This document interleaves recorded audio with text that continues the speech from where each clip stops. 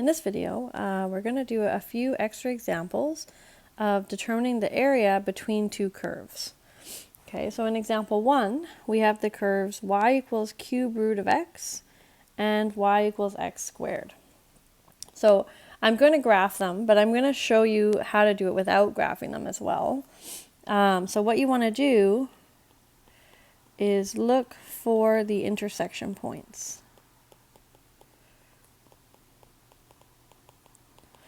So those happen when the two functions are equal. So I want the cube root of x to equal x squared. Okay, so I can move the cube root over. So I have 0 is equal to x squared minus x to the 1/3. And then I can factor out x to the 1/3.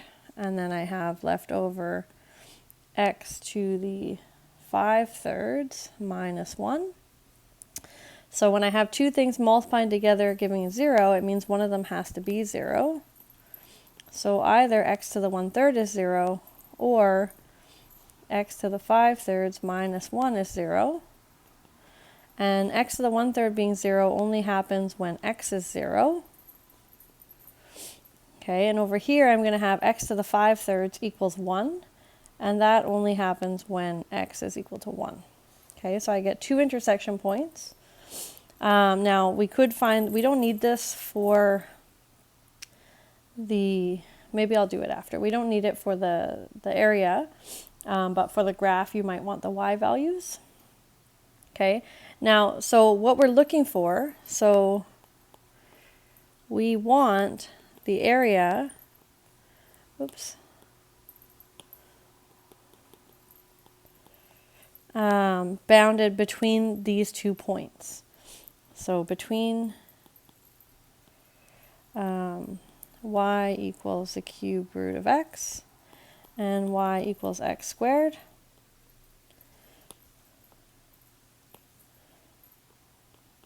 From x equals 0 to x equals 1. So that's going to be where the area is bounded. So what we want to know is which function is on top. Okay, so in the interval 0 to 1, which function is bigger? Okay, well we can just test a value. Okay, so let's test something in between 0 and 1. I'm going to say, I'm actually going to pick 1/8. So that's between 0 and 1. The reason I want to pick it is because the cube root of that, we need the cube root. And the cube root of this is a nice number, 1/2. Okay, and then if we have 1/8 squared, that's actually 1/64. Okay, which is smaller than, so 1/2 is the bigger one. So what that means is on the interval from 0 to 1, the cube root of x is bigger than x squared. Okay, so that's the bigger function. Okay, now I'm going to graph it. And like I said, we didn't actually need this for the area. Okay, but to find the y values, I can plug into anything. Okay, so when x is 0, y is 0 squared, so 0. Okay, when x is 1, you can use this one or the other one, it doesn't matter. Okay, 1 squared is 1. So we have points on both 0, 0 and 1, 1. And I don't know why I have a grid like this. I'm actually just going to change it here. So I want to make it bigger. So let's get rid of the numbers. I'm going to put 1 out here.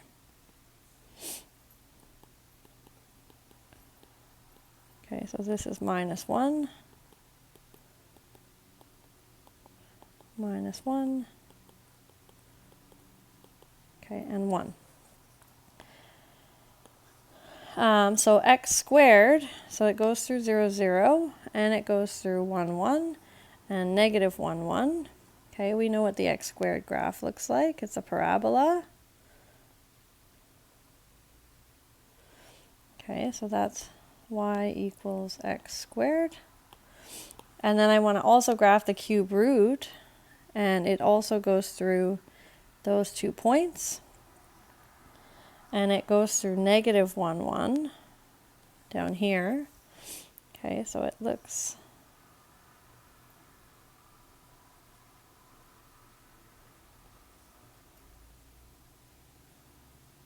like that.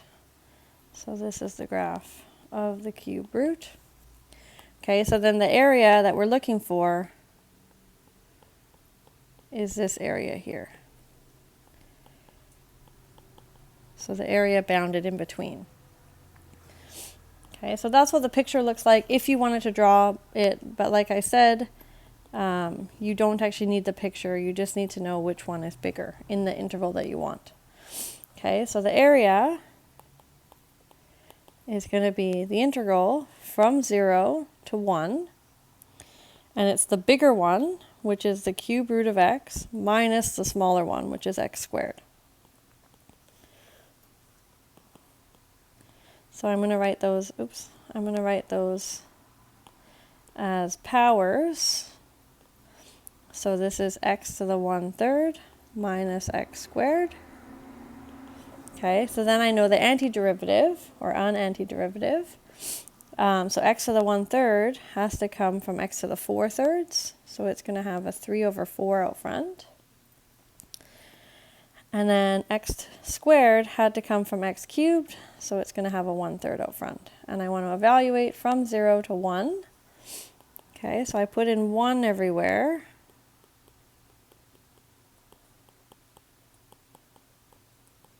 And then I subtract everywhere with 0 put in, which is just going to be 0 here. So this is going to be 3/4 minus 1/3 minus 0. And 3/4 minus 1/3 simplifies to 5/12. Okay, so that's what the area is in between those two curves. Okay, let's try another one. So here are my two functions.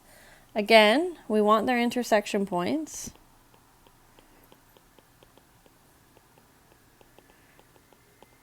So I set them equal to each other. So that's x cubed minus 4x equals negative 3x. Moving everything to the left-hand side, I'm going to add 3x, so I'm going to have minus x. And then I can factor out an x. So then I'm left with x squared minus 1, which factors as a difference of squares. So that's going to be x times x minus 1 times x plus 1. So I get 3 intersection points, so 0, 1, and minus 1.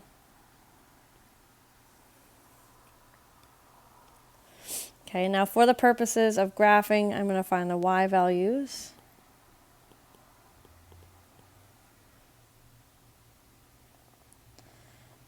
So at 0, I'm going to use the negative 3x. So y is negative 3 times 0, which is 0. At x equals 1, y is negative 3 times 1, or negative 3. And at negative 1, y is negative 3 times negative 1, so positive 3. So I'm going to have a point on both at 0, 0, minus 1, 3, and 1, negative 3. Okay, now one of the curves is a line that goes through those points.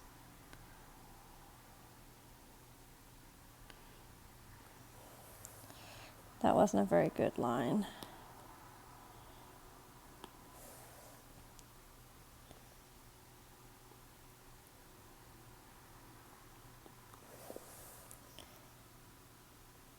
Okay, so something like that. So this is g of x equals negative 3x. Okay, now the other one is a cubic function, and it actually has, so if I factor this, I can actually take out an x, and then I have x squared minus 4. So I have x plus 2 times x minus 2. So it actually has x-intercepts like this at negative 2 and 2, and it's going to come, I don't know that this is the maximum, okay, but it's going to come up, oops, okay, go through 2, come up through, because it has to go through this point and this point, okay, and then it has to come down, and then to here, and then back up. Okay, so it should look something like this. Okay, so then the area that we're going to want is between there and there. So the functions switch which one is on top probably, okay, but let's check that. So there's two intervals. Okay, so in the interval from minus 1 to 0, we want to know which one's bigger. So let's try minus 1/2. So f of minus 1/2, so that's minus 1/2 cubed minus 4 times minus 1/2. So that's going to be minus 1/8 plus 2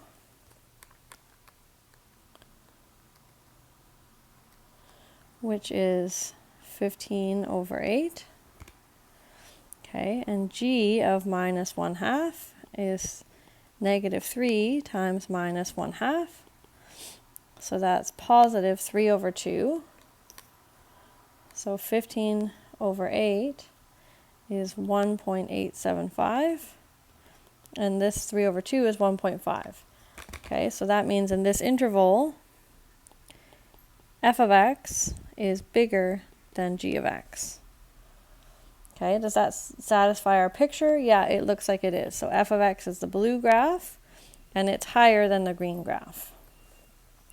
Okay, now, oops, if we do the interval from 0 to 1, again, I'm going to try 1/2. So this is 1/2 cubed minus 4 times 1/2. So that's 1/8 minus 2.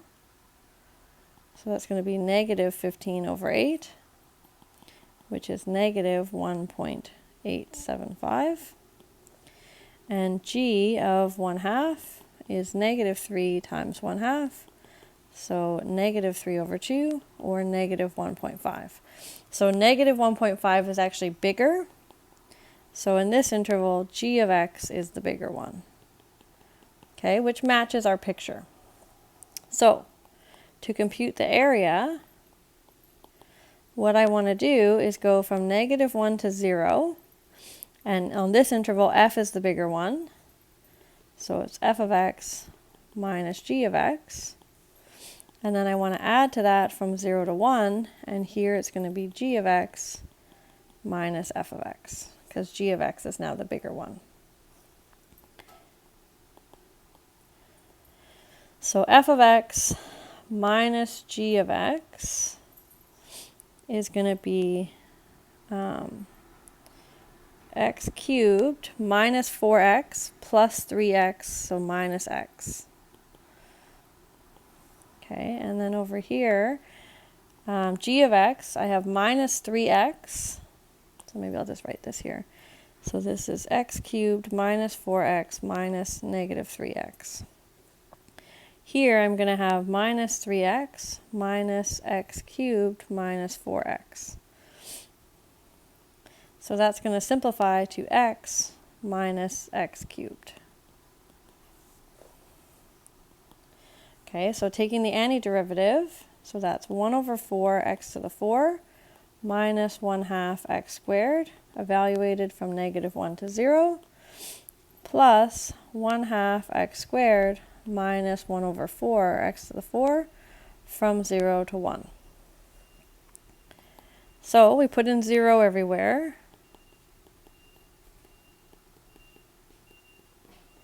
And then we subtract everywhere with minus 1 put in. Oops.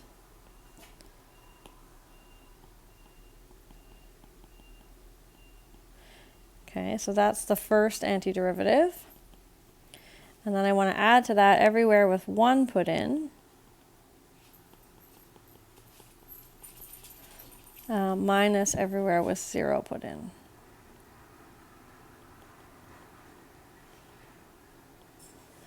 Okay, so this is 0. And then I'm going to have 1 over 4 minus 1/2. So that's negative 1 over 4.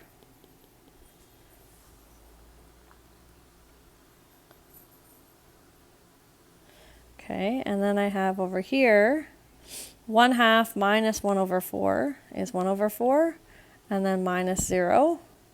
So I end up getting 2 over 4, which is going to be 1/2 as my final answer.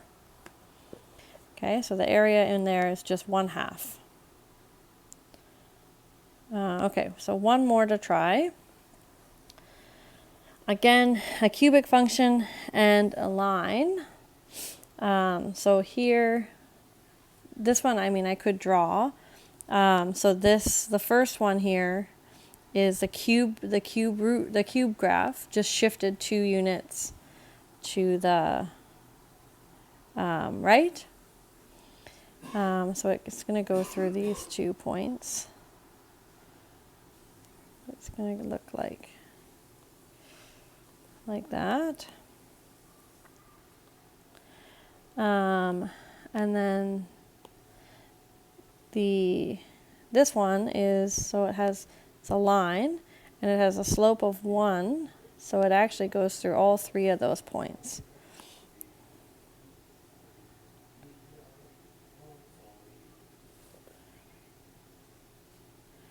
Okay, so that is g of x. And the area is so small here. Okay, so it's those areas there. Okay, but if you want to find the intersection points, so f of x equals g of x, so if you didn't know the graph looked like that, then we would have x minus 2 cubed equals x minus 2. Now, this is going to be hard to solve if you expand everything out. So I'm going to notice that 2 is a solution to both of these because it makes both sides 0. So I'm going to, so let's say, so we know x equals 2 is a solution. Okay, so we have one solution. And now I can divide both sides by that. So I'm not looking for that solution anymore. Okay, so then I have x minus 2 squared equals 1. And now I'm going to expand. So this is x squared minus 4x plus 4. Subtract the 1 over. So it's going to be plus 3. And then I can factor this, so it's going to be x minus 1 times x minus 3. So we get x equals 1 and x equals 3. So we have these 3 solutions. Okay, so 1, 2, and 3. And because we have the picture, I'm not going to check which one is bigger. You can see from here. So let's just write it. So on 1 to 2, the interval, the parabola is bigger. So the parabola was f of x. So f of x is bigger than g of x. I should use round brackets here if I'm going to use the strict inequality. Okay, and on 2 to 3, g of x is the one that's bigger. The line is higher than the parabola, or the cube. Okay, so that means the area is going to be the integral from 1 to 2 of f of x minus g of x. And then I want to go from 2 to 3, g of x minus f of x.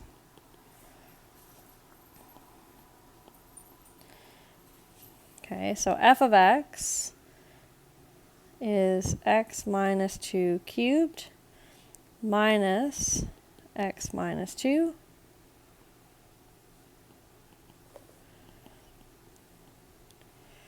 And then over here I have x minus 2 minus x minus 2 cubed. Okay, so now I do want to expand everything out. So x minus 2 cubed is going to be x cubed.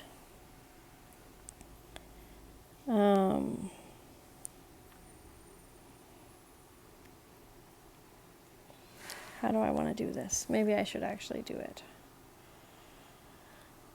So this is x minus 2 times x squared minus 4x plus 4. So I just did one of them. Minus x plus 2.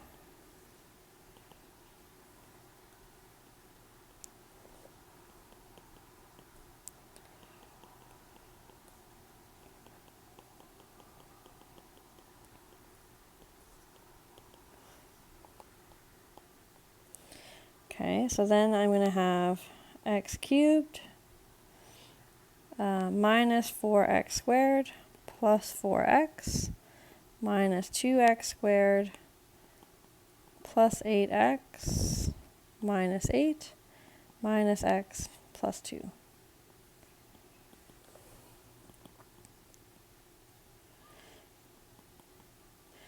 Okay, now over here I have something similar. But everything's going to be negative. So it's going to be minus x cubed. And then it is minus 4x squared, so it's going to be plus 4x squared. Plus 4x, so minus 4x. Plus 2x squared. That's going to be plus 8x, so it's going to be a minus 8x. And then a minus 8, so a plus 8. Okay, so now I just want to combine like terms. So x cubed, I have minus 6x squared, 4x plus 8x is 12x, minus x is going to be plus 11x, and then I have minus 6.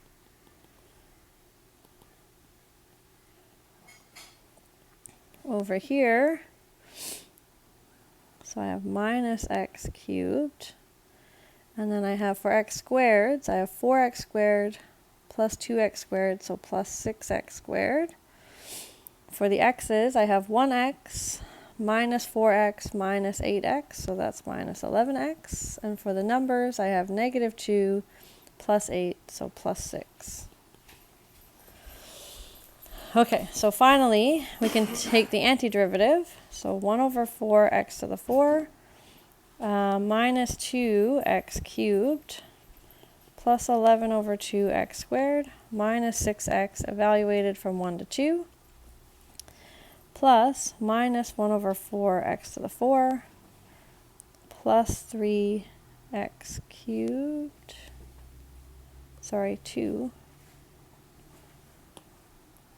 2x cubed minus 11 over 2x squared plus 6x evaluated from 2 to 3.